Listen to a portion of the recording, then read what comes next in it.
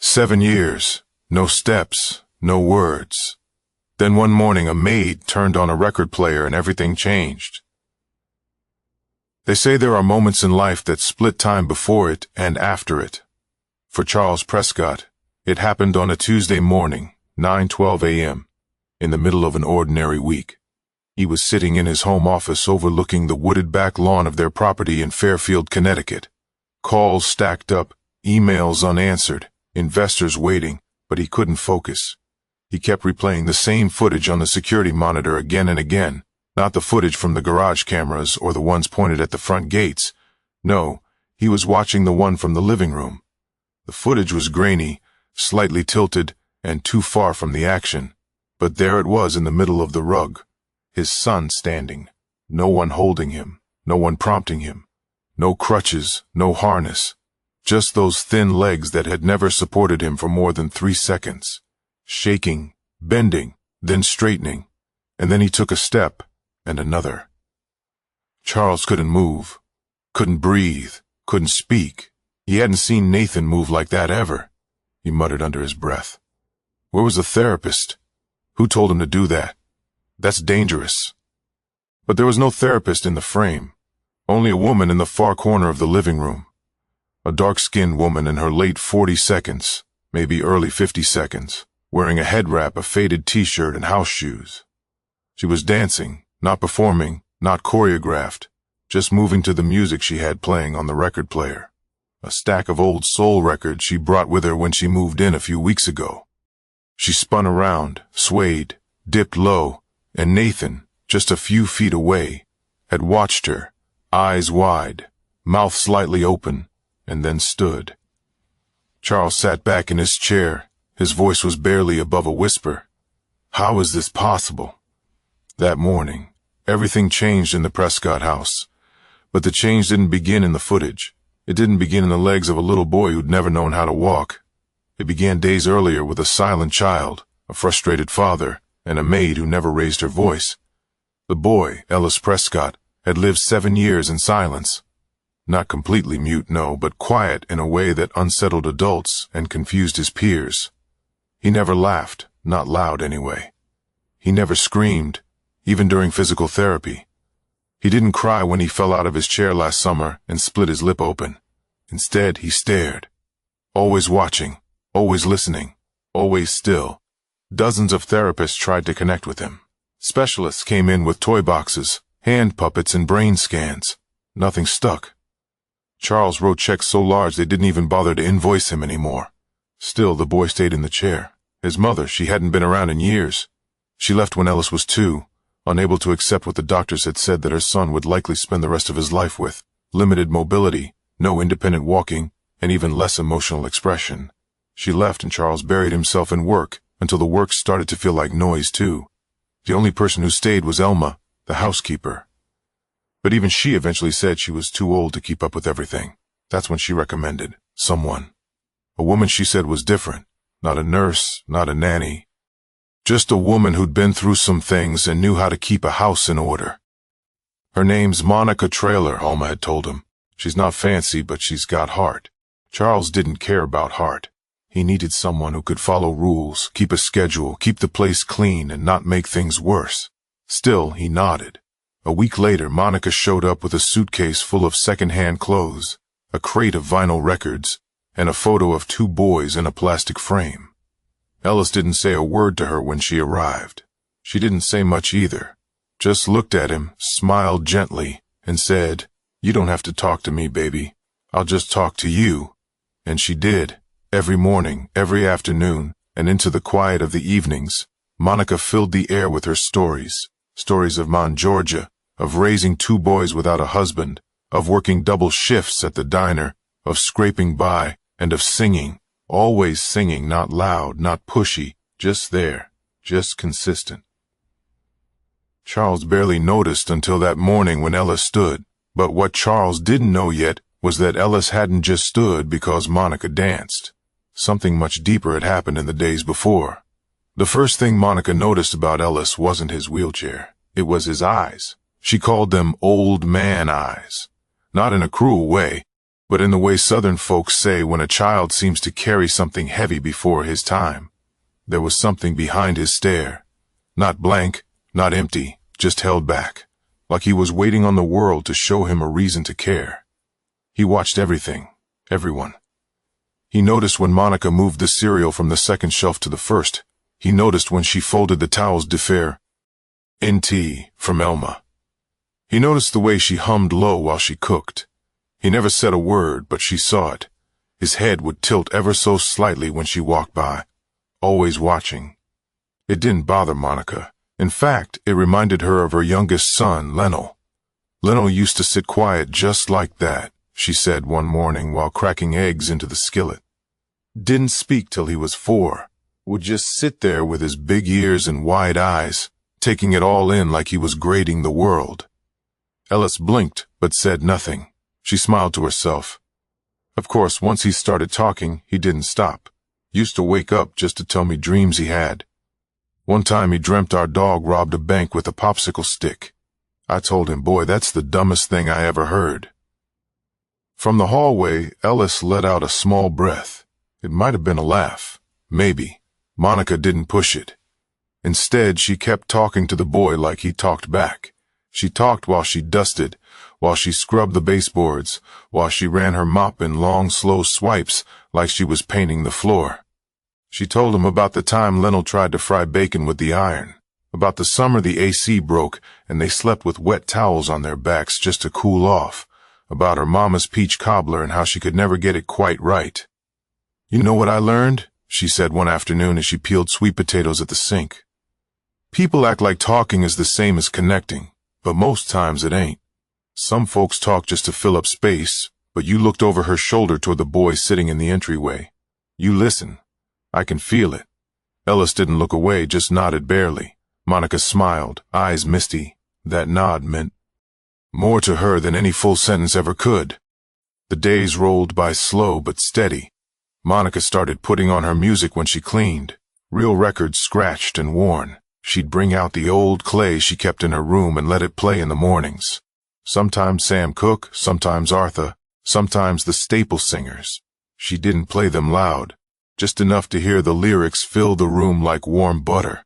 Ellis would sit by the door, not in the way, not asking for anything, just there, watching her move as she wiped windows, sang off-key, and danced around the coffee table with a rag in one hand.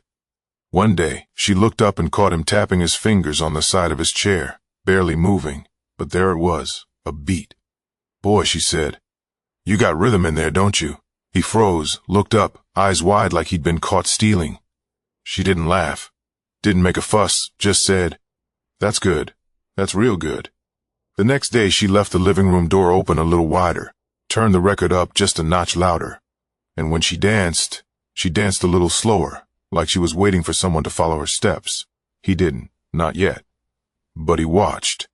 Meanwhile, Charles barely noticed the shift happening in his home. He'd grown used to silence, trained himself to ignore the echoes of a house that had grown too large for its family. Monica was just background noise as far as he was concerned. A cheaper solution to a problem that didn't have one. Is she doing what I asked? He asked his assistant Gina one day over the phone. She's on schedule, meals are on time, house is spotless, and Ellis seems calmer. Good. Keep her on for now. He didn't ask how she was doing it. He didn't care. But Ellis did because every word, every story, every off-key note that floated from Monica's mouth planted something deep in the boy's chest. Not hope, not yet. Something quieter. Familiarity. The feeling that someone saw him and wasn't afraid. But familiarity can turn into something else fast, especially when the right song hits at just the right moment. Monica Traylor didn't grow up planning to be anybody's housemaid. She wanted to be a school teacher, a first-grade teacher to be exact. Kids that age still believe in magic, she once said, and they still think grown folks know everything. But life didn't go as planned. Nothing ever did after the car accident. It was 2007. Her husband Leonard was driving her and the boys home from church on a rainy Sunday in Bibb County, Georgia. A delivery truck ran a red light at Pono Avenue and crushed their old Honda Civic on the passenger side. Leonard died on impact. Monica woke up 3 days later in a hospital bed with a bruised rib, a dislocated shoulder, and a 4-year-old who wouldn't speak anymore. That 4-year-old was Lionel. Her other son, Kendrick, had been in the back seat and made it out without a scratch physically. Emotionally, though, different story. Monica had to rebuild her life from scratch. Moved in with her sister for a while. Took jobs nobody else wanted, dishwasher, motel laundry, even a part-time janitor at the courthouse. She never complained. But what she did do every single day without fail was talk to her boys. Even when Lionel didn't talk back. Even when Kendrick started skipping school and rolling his eyes at everything she said. She kept talking and singing and loving them loudly and giantly. "I know what silence feels like," she told Ellis one day while she dusted the banister. "But I also know silence ain't the end of the story. Not if somebody still talks to you like you're in the middle of it." So when Monica came to work at the Prescott estate, she didn't bring a degree. She didn't bring a polished resume or a certification in early childhood development. She brought what she knew, that even the quietest children are listening, that people heal when they feel seen, and that sometimes the most powerful medicine is consistency. Monica's first few days in Connecticut felt like being dropped on a different planet. Big white house, gravel driveway longer than the street she grew up on, doors that opened with fingerprints, a fridge that talked. She'd walk through the kitchen her first night and whispered, "This place got more buttons than a space shuttle." Still, she never let it shake her. She found her rhythm quickly. 6:30 a.m. coffee, 7 breakfast prep. Vacuum the east wing by 9, bedrooms by noon, every day like clockwork. But what she paid most attention to was Ellis. She learned that he liked his eggs scrambled soft, not firm, that he preferred toast cut in triangles, that he never wore socks unless they were dark blue, that he hated overhead lights and preferred the curtains cracked open just enough to let in the sunlight. It wasn't coddling, it was noticing. And Ellis noticed her noticing. One night she was cleaning up the kitchen when she felt a tap on her elbow. She turned around slowly. There he was, Ellis in his chair, holding something in his hand, a record. It was Otis reading. She smiled and took it gently. "You want me to play this tomorrow?" Ellis gave the tiniest nod. "All right then," she whispered. "We'll give Mr. Otis a spin." The next morning, as promised, Monica placed the record on the player. The soft, growly voice of Otis filled the room. Monica, wearing her house slippers and an old apron, began to sway. She didn't look at Ellis, not right away. She wanted him to feel the freedom without pressure. She wanted him to just be there in it. So she moved. She stepped from left to right, hands in the air, eyes closed. She twirled once, then twice, and when she opened her eyes, Ellis was there on the threshold, not just in his chair, standing beside it, hands gripping the armrest like he just climbed out of a storm, legs shaking, face pale. But his eyes were locked on her. "Baby," she whispered, "don't be scared. I'm right here." He didn't fall. He didn't run. He just stood. Monica didn't run toward him, didn't panic. She just started dancing again, slow, soft, patient, like the floor was telling a story they both knew. And Ellis took one step, then another, and then dropped slowly back into the chair, exhausted, panting, cheeks red but smiling. That was the first time she saw him smile. She didn't scream, didn't call anyone, didn't even clap. She just walked over, knelt in front of him and said, "Told you silence ain't the end of your story." But Monica didn't know that the entire moment was being recorded, cut it, and someone else in the house would see it before she had a chance to explain. Charles hadn't meant to check the cameras that morning. He only pulled up the feed because the alarm company pinged him about a low battery warning in Zone 3, living room, east wall. Basic my end tenants, nothing serious. But when he tapped the video tab on his tablet and rewound 10 minutes just to check, he froze. There was Monica dancing in front of the coffee table and Ellis standing, his jaw clenched, his eyes narrowed. He tapped the screen to rewind, then again. And again, watching it like it might disappear if he blinked too fast. He didn't smile. He didn't cry. He didn't even breathe for a good 10 seconds. He tapped the intercom. "Gina, my office now." His assistant, barely 3 sips into her tea in the kitchen, hustled upstairs. What's wrong? She asked, already bracing herself for bad news. Charles spun the tablet toward her. Watch, she did twice. Is this recent? Timestamp says it's from this morning about 30 minutes ago, she squinted. Where's the therapist? There is no therapist. That's Monica. Gina turned to him, eyebrows raised. That's Monica. Yes, and Ellis just what stood up like that? He didn't answer because that was the question rattling around in his own head. Not just how Ellis stood up, but why now? Why her? He pulled up the footage from the past week. He didn't even realize how often Monica played music in that room, or how many times Ellis sat nearby, always in the background, always watching. He rewound to the day before. Otis reading again, Monica moving, dust rag in hand, her back to the camera. Ellis sat still, but his hand tapped the rhythm against the side of his wheelchair. Charles blinked. That wasn't a coincidence. He called Alma. Did you say you recommended this woman? Alma, now retired and living with her niece in Waterbury, answered slowly. Yes, sir. Monica Traylor from Georgia. You said she wasn't a nurse. No, but she's got more healing in her little finger than any doctor I ever met. She's doing things with Ellis I haven't seen in 7 years. Alma was quiet for a second, then said, Some folks carry light with them. They don't need training. They don't need permission.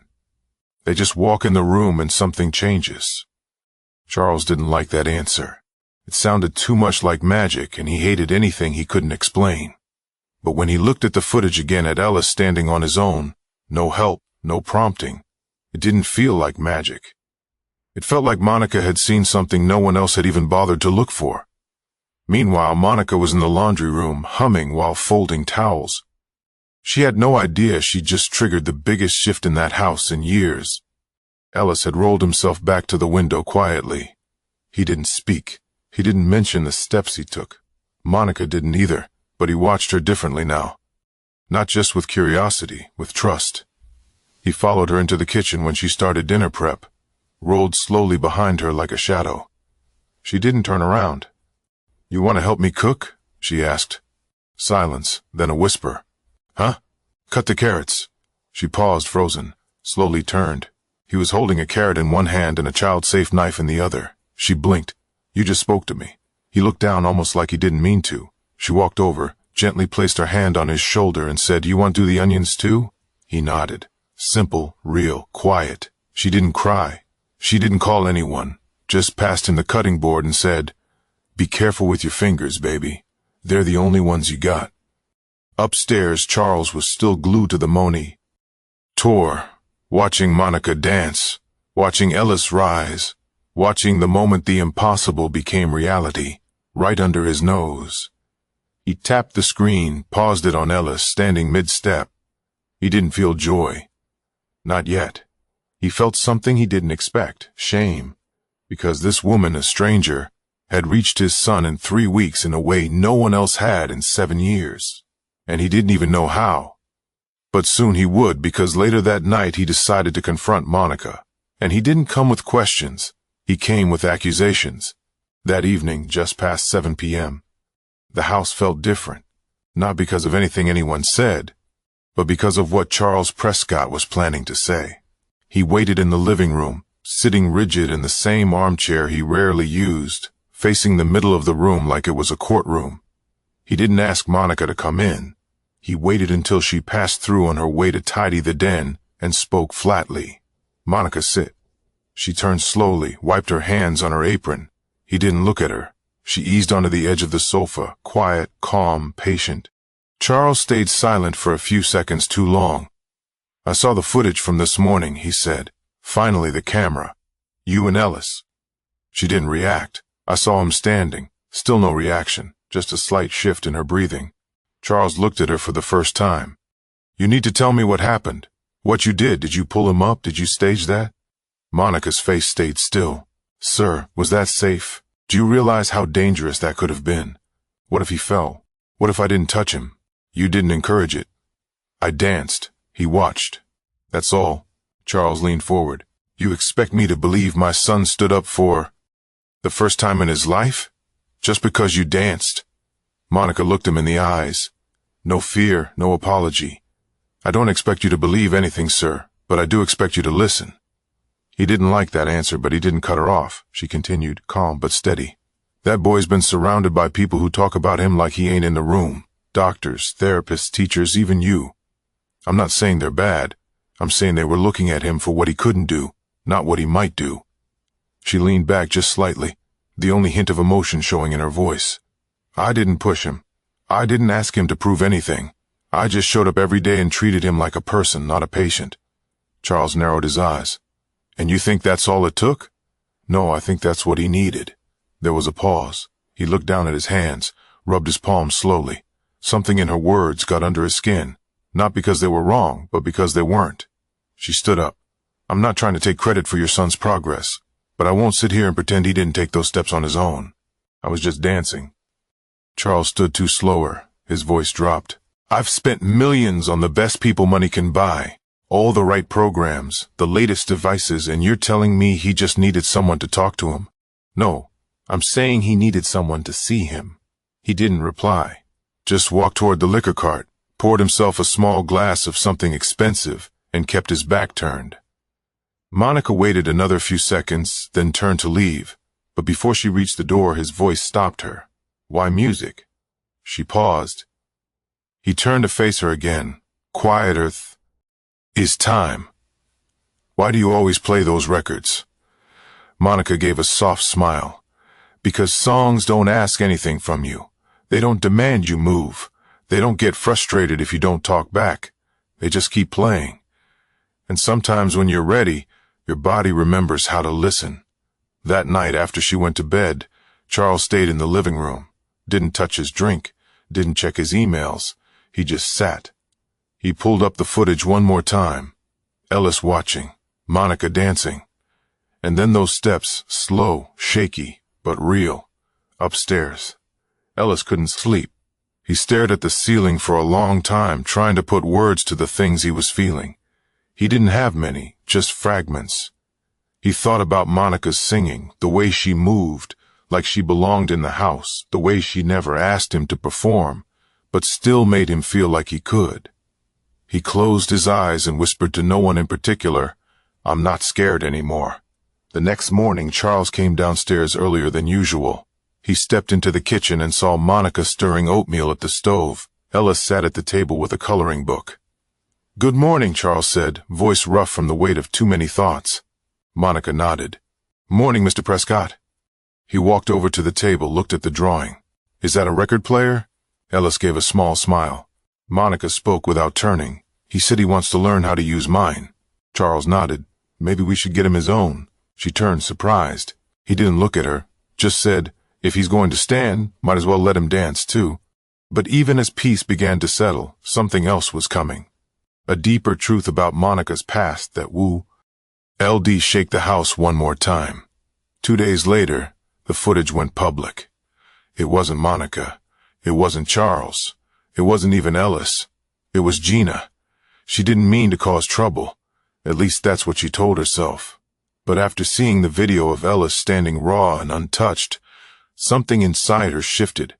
She'd followed Charles for years, watched him chase results and reputation like they were survival.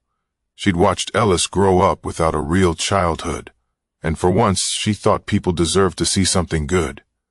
So she clipped 30 seconds of the footage, no names, no faces, and shared it on a private Facebook group for parents of children with neurological disorders. She captioned it, "Sometimes something unexpected sparks everything." She never imagined it would be downloaded, reposted, and viewed over 4 million times in 48 hours. The calls started first, news outlets, morning shows, pediatric researchers. Then came the comments, thousands of them. I'm crying. I've never seen anything so pure. Does anyone know who this is? I'm a therapist and I'm stunned. Is that Otis reading in the background? Whoever that woman is, she's an angel. Please, someone help me find her. I want to thank her. Monica found out when she opened her phone and saw a picture of her own back on a news article. Mysterious maid sparks miracle. Boy with neurological disorder takes first steps. She stared at the screen like it belonged to someone else. She'd come to this house to clean floors and warm food, not become a headline. Charles was livid. Not at Monica, but at the loss of control. He stormed into Gina's office the moment he saw the article, threw the tablet down on her desk. "You did this?" Gina tried to explain. "It was meant to inspire. Just a clip, no names. I don't care what you meant. This is my son." She stood her ground.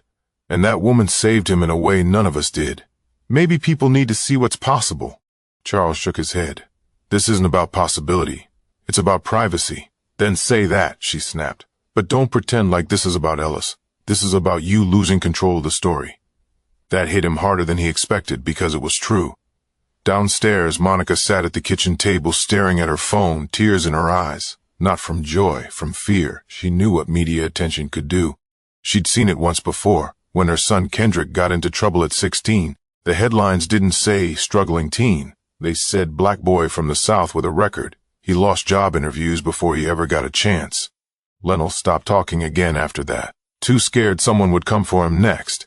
That's why Monica kept her head down. That's why she never posted photos of herself.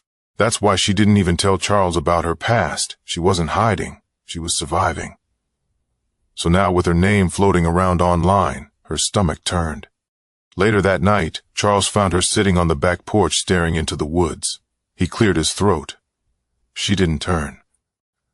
"I'm sorry this happened," he said. Still, she didn't speak. "I should have protected your privacy. I should have made sure that video never left the house." She looked up at him finally. "I'm not mad it got out." He raised an eyebrow. "I'm mad it happened without anyone asking if I was ready." Charles nodded slowly, sat beside her. "For what it's worth," he said, "I didn't ask Ellis if he was 80 either. I just kept trying to fix him like he was a problem." They sat in silence for a long minute. Then she said, "You know, there's a reason your son stood up." Charles looked at her. "Because you danced?" "No, because he wanted to." She turned to him. "I gave him music. I gave him a beat, but he made the choice. You need to stop giving credit to everything but that boy's heart." The next day, Charles held a press conference, not as a CEO, but as a father. He stood in front of reporters, cameras flashing. "My son stood up not because of some miracle," he said, voice steady. "He stood because someone believed in him, someone patient, someone kind. That person's name is Monica Traylor, and she deserves to be known not as a maid, but as a teacher, a healer, and a woman who gave my son back to me." Monica didn't attend the conference. She stayed in the kitchen, making grilled cheese for Ellis while Sam Cooke played on low. Ellis looked up and said, "Can we dance after lunch?" She smiled. "You bet we can." But before their lives settled into something new, Monica had one more truth to share, one she hadn't spoken about since the day she buried her husband. It was Sunday, cool breeze, late morning. Monica stood by the flower bed near the back fence, hands in the soil, not gardening, just touching the earth. She'd done that since the accident. Said it reminded her she was still here, still breathing, still grounded. Ellis rolled up quietly beside her. He didn't say anything at first, just watched, then softly, "Miss Monica." She turned, wiping her hands on her apron. "Yes, baby. Can I ask you something?" "Always." He looked at the dirt, then back at her. "Were you ever scared to talk again? After something bad?" She didn't answer right away. Instead, she pulled a folded piece of paper from her apron pocket, smoothed it out with slow fingers. It was old, yellowed at the edges. A drawing. 2 boys and a man with a crooked smile. And her drawn with a triangle dress and long arms. "My son Lennell drew this when he was 5, she said quietly. "Year after the crash." She handed it to Ellis. "He stopped talking after his daddy died for a whole year. But he drew pictures like these every week. It's how he told me he was still in there." Ellis traced a finger over the little stick figure faces.